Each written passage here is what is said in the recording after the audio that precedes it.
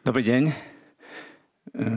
Keď som prišiel, som si robil taký malý výskum a zistil som, že bezkravatníci prevažujú nad kravatníkmi, tak som si z úľavou dal kravatu dole a cítim sa tu tak trochu ako medzi svojimi.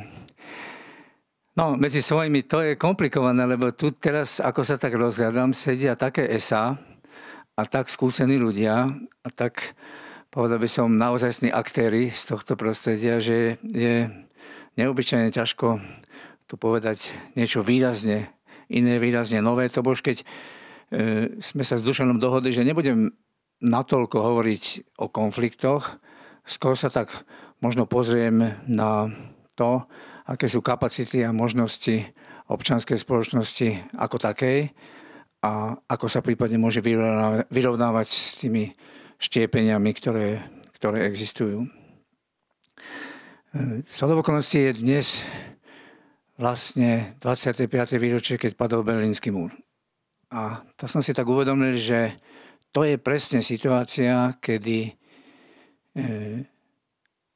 akákoľvek možná snaha o nastolenie nejakej atmosféry dôvery, konsenzu, vyjednávania, negociácie bola úplne zničená, zdevastovaná.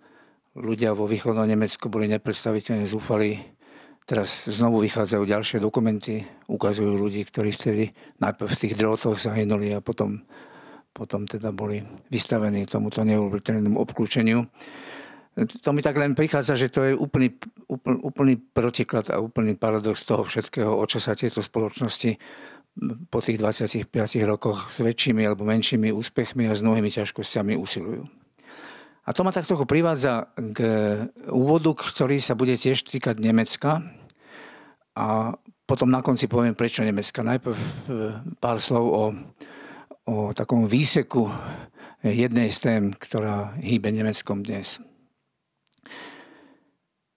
Nemci prejavujú zvýšené obavy z prítomnosti tej veľmi síce malej, ale výraznej a navonok sa prejavujúcej skupiny džihadistov v Nemecku. Asi je tam 5 miliónov, necelých 5 miliónov moslimov, z nich asi 6 000 radikálnych, najmä teda salafistov. Tí robia kampane, rozdávajú zadarmo Korán, združujú sa, ten Korán rozdávajú na uliciach a ponúkajú ho ľuďom, aby ho čítali a potom na takých grill party sa dávajú dokopy, tam si pamätajú zábery z toho, čo robí Islamský štát a vďaka tomu sa aj niekoľko ľudí teda z Nemecka dostalo von. Nemci s tým majú skúsenosti, lebo majú skúsenosti aj s maoizmom, aj s trotskizmom, aj so skinheadmi a tá krajina niečo prežila. A predsa len, ale to nie je pre nich jednoduché sa s tým vyrovnávať. A poviem také 3 iniciatívy, ktoré sa tam robia, ktoré sa usilujú s tým niečo robiť. Tak s touto témou pracuje napríklad jedna z mešít. V Nemecku je to tak, že delí sa to podľa národnosti. Či je to proste turecká, či tá komunita pochádza z Turecka, alebo z Tuniska, alebo z Libanonu, alebo z Maroka. Podľa toho sa aj stretávajú v tých mešitách. A jedna z tých mešít sa práve usiluje vzdelávať svojich ľudí, svojich príslušníkov o tom, čo je to islamský štát, prečo je zločinný, ako sa vlastne líši od Koránu. Potom je tam jedna organizácia, ktorá sa volá, tiež budeme mať výročie VPN, ale nie je to Verejnosť proti násiliu, je to podobné, je to Violence Prevention Network. To je organizácia, ktorá sa proste usiluje jednak s tým niečo aktívne robiť, ale jednak aj znovu vzdelávať a vychovávať v tom súboji s tým salafistickým extrémizmom. Jednou z nich nových iniciatív je tak práca s tými navrátilcami, ešte kým sú vo väzbe, diskutujú s nimi o Koráne, o náboženstve, chodia do rodín. Ďalší veľký projekt sa týka stoviek učiteľov a sociálnych pracovníkov, kde sa učia, ako zavčasu rozpoznať radikalizáciu adolescentov. Ak si pamätáte, Peter Hunčín kedysi mal taký projekt Early Warning. To znamená, že mať ľudí na južnom Slovensku, ktorí by signalizovali, keď rastú etnické napätia a ktorí by to svojím spôsobom monitorovali. Robil to v spolupráci s organizáciou, o ktorej o chvíľočku poviem slovo 2. A na konci by som ešte povedal citát jednoho z pracovníkov s týmito navrátilcami. Teda to sú ľudia, ktorí išli bojovať za islamský štát, ale keď už sa tam dostali, tak predsa len to pre nich bolo priveľa a teraz sa vracajú. Samozrejme, že v Nemecku ich proste zadržia a otázka je, čo teraz s týmito ľuďmi. A tento človek hovorí, sú to ešte puberťáci. Nemôžeme sa na nich vykašľať, musíme ich dostať späť. Čiže krátke zhodnotenie. Aj taká krajina ako dnešné Nemecko, to znamená s demokratickou politickou kultúrou, s veľkou prácou na vyrovnávanie sa s nacizmom aj s komunizmom, čelí veľkým výzvam.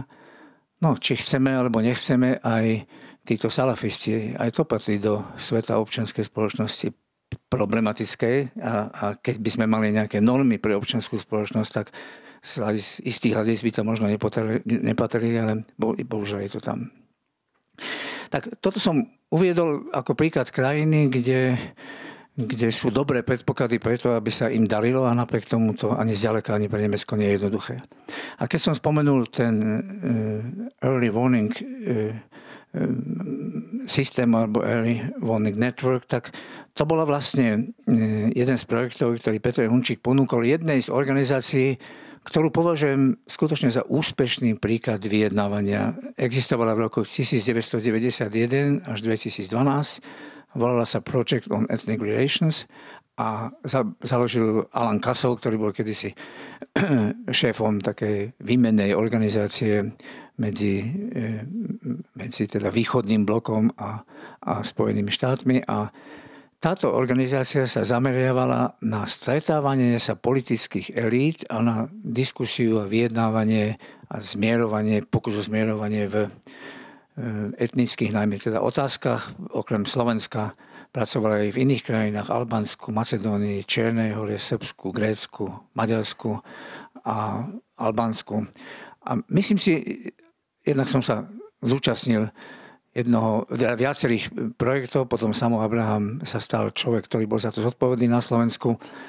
Nezabudnem na jedno stretnutie vo Washingtone, kde teda okrem Milana Zemka treba za Ruda Chmela pricestovala priateľ, teda Jan Lupták, lebo oni tam dávali dokopy. To znamená predseda Združenia robotníkov a Dušan Slobodník, vtedy predseda zahraničného výboru. Tak títo ľudia by si za jeden stôl sotva sadli a to tu boli vystavení nielen si sadnúť, ale dlhé hodiny tam spolu stráviť. Bol to majstrovský výkon od tohto Alana Kassova a domnievam sa, oni začali kvôli Rumunsku, že v týchto rumunsko-maďarských sporoch, Rumunsko je veľká maďarská menšina, sa im niečo podarilo dosiahnuť. No, teraz by som sa trošku posunul a ponechám nabok také správy z domova, ako dnes sme čítali vyhlásenie Matice slovenskej, ktorá znovu a opäť apeluje, aby vo voľbách ľudia volili iba slovenské strany a útočí na etnické menšinové strany. A to ma tak vedie k takej otázke, že sme znovu späť, alebo do akej miery sme znovu späť. Myslím, že ten vývoj slovenský aj z hľadiska kvality demokracie, aj z hľadiska síly a schopnosti vitality občianskej spoločnosti má taký troška sinusoidný charakter. Niekedy je to lepšie, niekedy je to horšie, ale aj v tých časoch a v tých obdobiach, keď je to horšie, aspoň dnes s odstupom rokov, to tak vidím si, možno netreba zúfať, pretože keď už to začne padať na dno, potom sa to môže zdvihnúť. Ja som si teraz pripravil takých 5 základných téz o zdrojoch konfliktov, nie na Slovensku, ale aj v tom, čo nazývam stredovýchodná Európa, ktoré vlastne tu podľa môjho názoru sú, alebo sa vynárajú a nad ktorými stojí za to sa zamyslieť. Tak Dušan sa toho už dotkol. Tak to prvé konštatovanie sa týka vysoko polarizovaných spoločností. Polarizované spoločnosti alebo vysoko polarizované spoločnosti stredovýchodnej Európy, tam sú dlhodobo sa tam udržajú štiepenia, ktoré môžu byť zdrojom konfliktov. Osobitne výrazne to platí vtedy, ak sú tam menšiny aj fyzicky výrazne zastúpené. Druhá téza. V tých stredoeurópskych spoločnostiach, kde to fyzické zastúpenie, fyzická prítomnosť etnických menšín je nižšia alebo zanedbateľná, sa konflikty môžu vyhrocovať prinajmenšom 3 spôsobmi. Tá prvá línia hovorí o historicky zakotvených skúsenostiach a stereotypoch z minulosti, ktoré sa častokrát marketingovo oživujú a používajú v politickom súboji. Asi nie je krajší príklad ako prezident Zemana Karel Schwarzenberg, keď sa nanovo vynorila sudetonemecká otázka, hoci nie je to v tejto chvíli reálna politická otázka, ale viedlo to k víťazstvu prezidenta Zemana. Tú druhú líniu predstavujú Rómovia.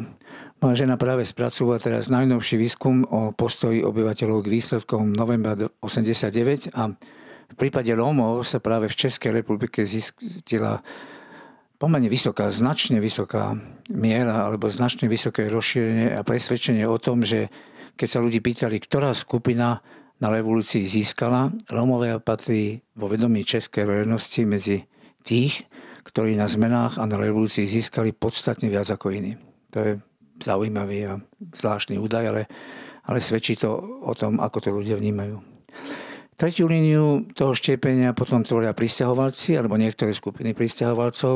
V Českej republike napríklad je síce tolerantnejší prístup k Ukrajincom, ale je väčšia zdržanlivosť a negatívnejšie postoje voči Vietnamcom.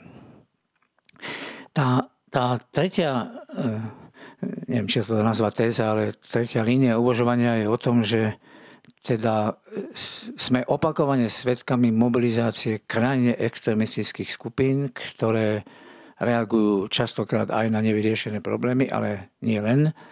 A pri súčasnej politickej situácii a rozložení síl a správaní sa politikov sa týmto skupinám darí. Je to povedzme Jobbik v Maďarsku, je to Kotleba u nás, ale aj v niektorých iných krajinách. Po štvrté, myslím si, že osobitnou kapitolou sú postoje a z neho vyplývajúce eventuálne konflikty k iným menšinám, nielen etnickým, ale napríklad sexuálnym.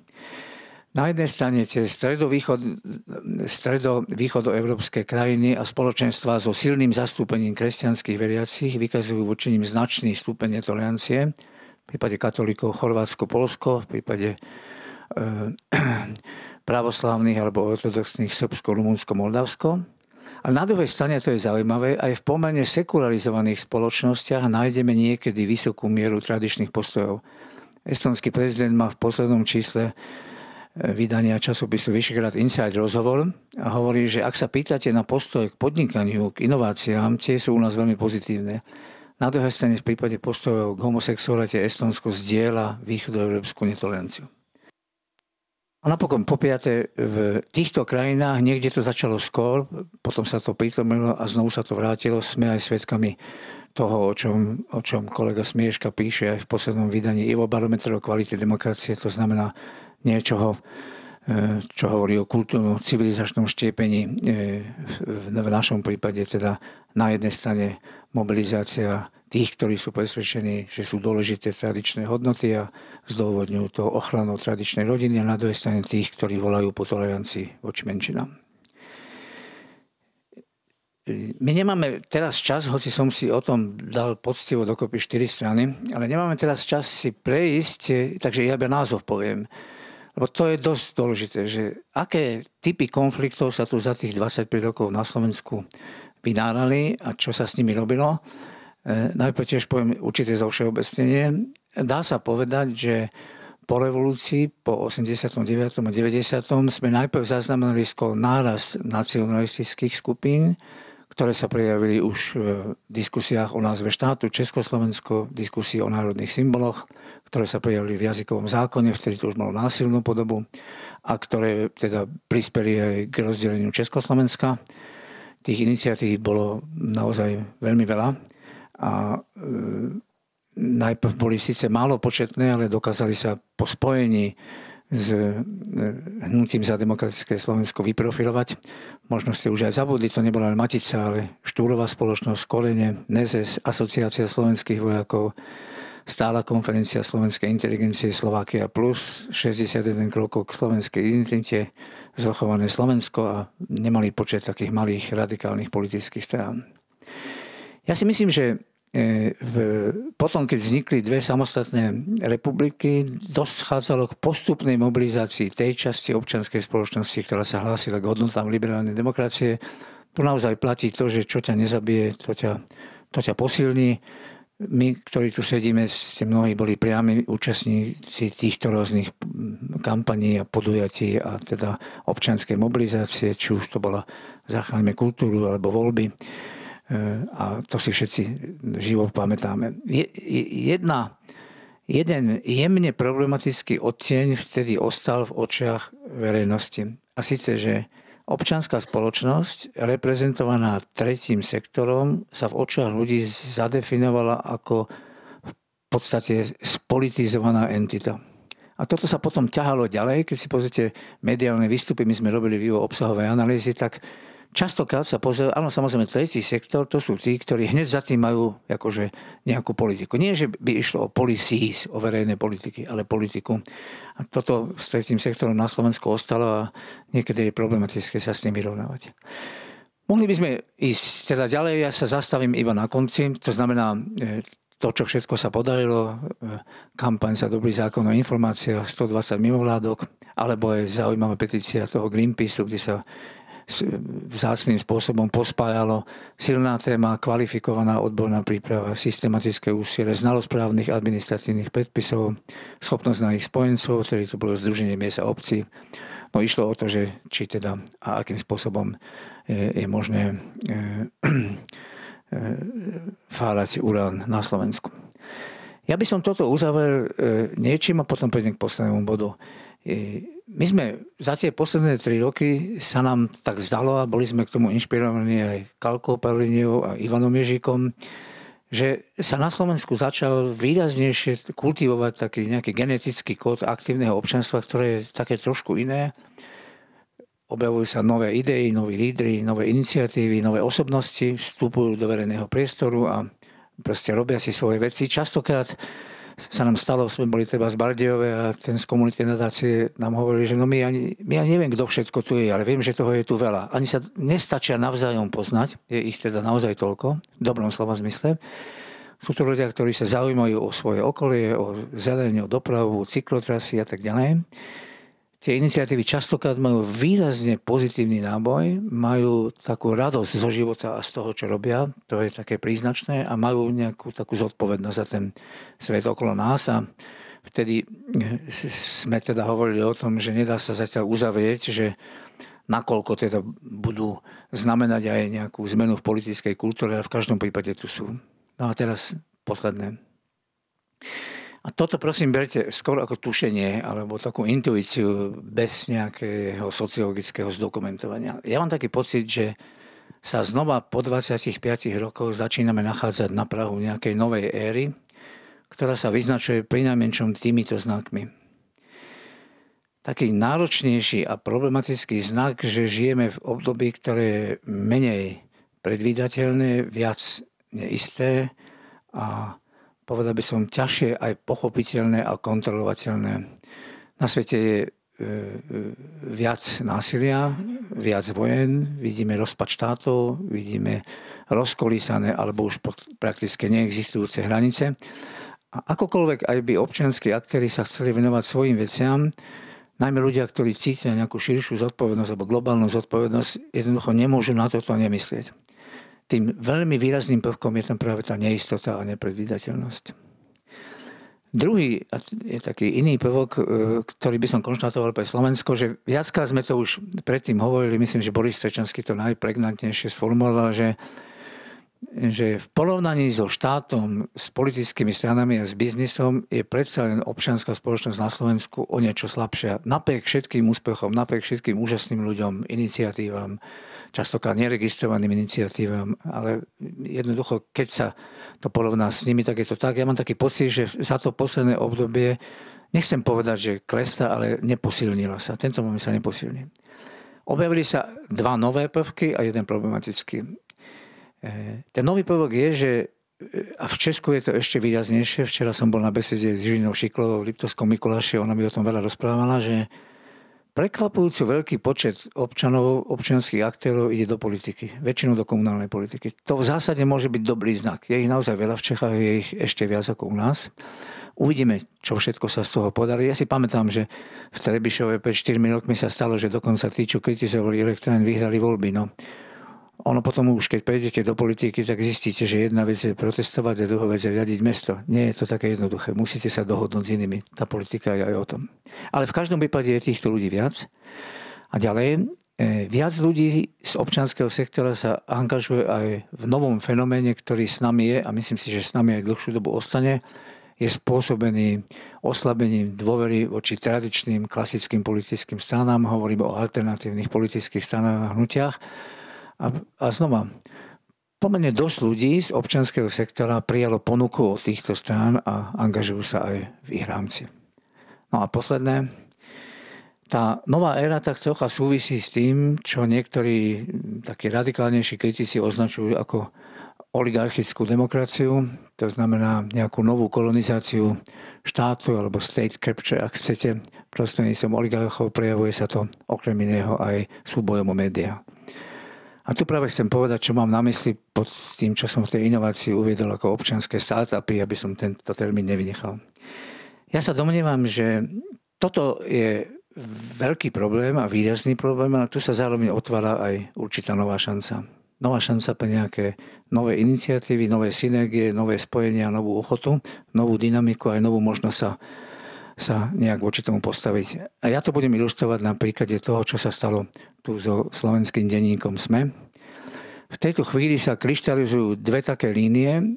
Tá jedna línia prostredníctvom vlastníka alebo spoluvlastníka Alexeja Fulmeka sa usilovala znížiť ten podiel Penty, ktorá to chcela kúpiť s výrazným podielom a vplyvom na takú mieru, aby to znamenalo, že v zmluve, v transparentnej a verejnosti prístupnej zmluve, ak to tak dopadne, to ešte stále uvidíme, že si Penta nebude že si nenárokuje, nebude mať možnosť rozhodovať o tom, kto tie noviny povedie a nebude mať možnosť rozhodovať o manažmente.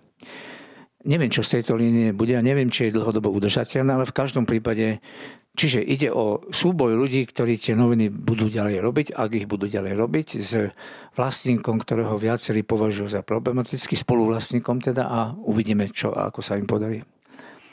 Možno ešte zaujímavejší je ten druhý pokus tej skupiny okolo bývalého šéfredaktora Matúša Kostolného, niekoľko desiatok redaktorov, ktorí odišli a pokúsia sa založiť niečo nové, čo by malo mať jednak internetovú, ale aj printovú podobu. Takéto iniciatívy sú už aj v Čechách. Nie sú až natoľko úspešné, to je to Echo a viaceré iné. Na Slovensku, keďže SME má za sebou príbeh, je tu určitá narácia, je tu určitý vzdor, je to niečo, čo sa vtedy podarilo dosiahnuť. Ja si myslím, že tento projekt môže obstáť a môže obstáť vtedy, keď sa z neho stane aj občiansky startup. To nestačia žurnalisti. Oni môžu v podstate prežiť, ak nájdú asi 20 až 30 tisíc predplatiteľov. Mne sa zdá, že na Slovensku dorastla generácia kvalitných ľudí, ktorí ku svojim potrebám v tom neistom a menej predvídateľnom, komplikovanom svete potrebujú aj kvalitnú, čo najnezávislejšiu žurnalistiku. Ale bude to závisieť od týchto ľudí, či sa tento projekt podarí, či tento projekt úspeje, pretože to nie je len projekt žurnalistický ani manažerský, to je aj projekt, do ktorého sa môžu vložiť občania, prispieť občania, je to projekt teda aj občanov. A ak sa ale toto podarí, tak potom sa podarí viac, ako sa v tejto chvíli darí v Českej republike. Domnievam sa, že sa podarí viac, ako sa v tejto chvíli darí v Maďarsku, pretože možnosť nezávislej žurnalistiky je v Maďarsku obmedzená. A bude to taký nový príklad, že táto nová éra, akokoľvek je komplikovaná, môže priniesť pre nás aj príjemnejšie prekvapenia. Ďakujem veľmi pekne.